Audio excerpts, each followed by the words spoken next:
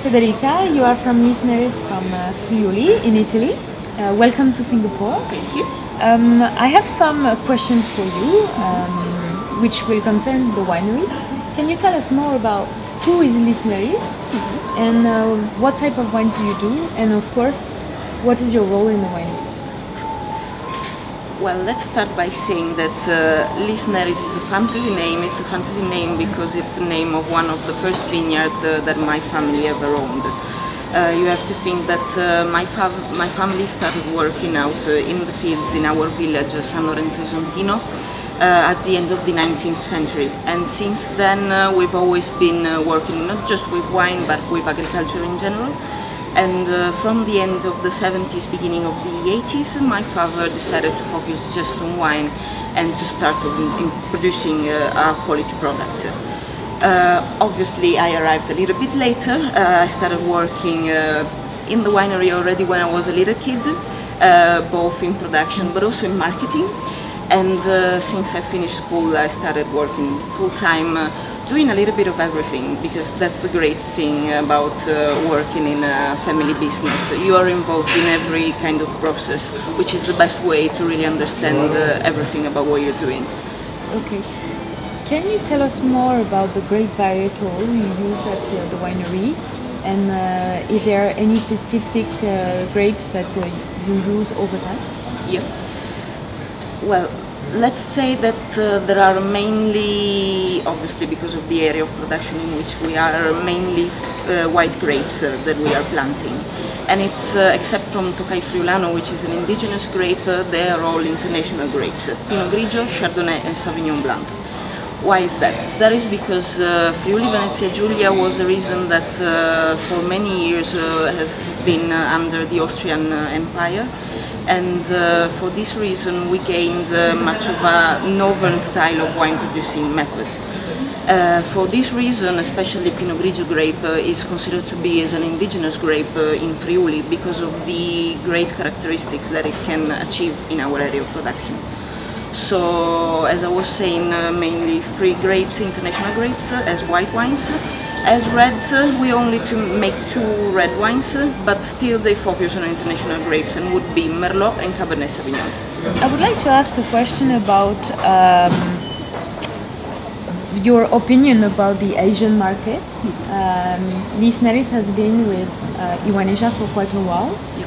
Can you tell us more about your expectation for this market and what you think, why you think the wines from Lis Neris fit the market? Well, I start from the second part. I think wines from Lis Neris fit this market perfectly because Friulian wines and Lis Neris wine, more in specific, just match perfectly with food, but more in specific with Asiatic kind of food. It's just the peculiarities of our wines match perfectly with this little spiciness that you have in Asian food.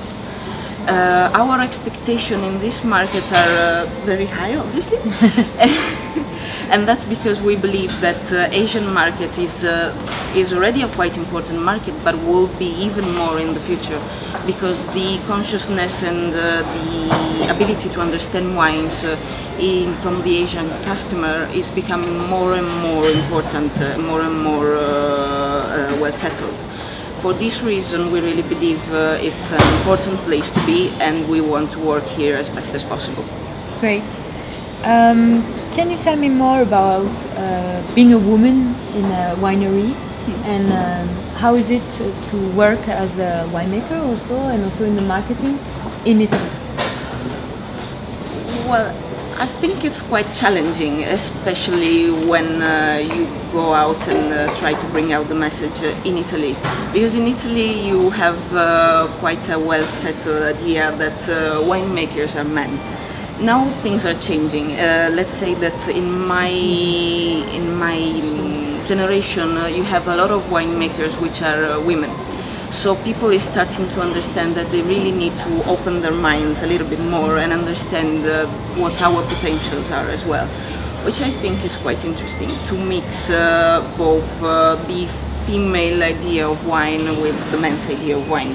in this way, with the cooperation between me and my father, we really get to make something a little bit more round, a little bit more open to everyone. Because two minds put together always get something more exciting instead of one. Good. I have a last question for you. If it was the end of the world in 24 hours, what would you like to drink just before? What would I like to drink before the end of the world? I would like to drink probably something a little bit old, maybe with about 10 or even more years on its shoulders. If I have to stick in my winery, I would personally like to drink a Picol Sauvignon vintage 2001, which I had the chance to taste a few months ago, and it was perfect, so I would really love to have another glass of it before it ends. Thank you so much. You're welcome. And thank you for coming to Singapore.